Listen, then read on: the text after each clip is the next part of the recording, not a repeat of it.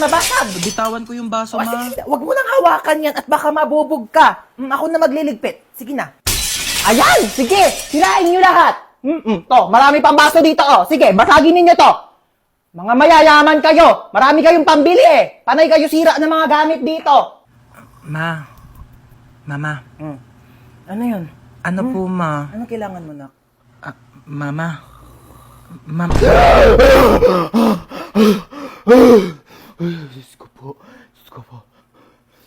Ginulat mo naman ako. Ano ba yan?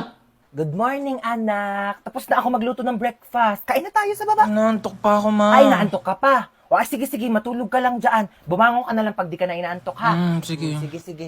Ako na lang lahat ang Mama. kumikilo sa bahay na ito. Aga-aga. Hindi na mautusan. Sige, higa. Sige, cellphone. Sige, puyat. Sige, kain tulog. Akala mo mga anak mayaman. Aga-aga Akala ninyo pa may mga kasi. katulong kayo.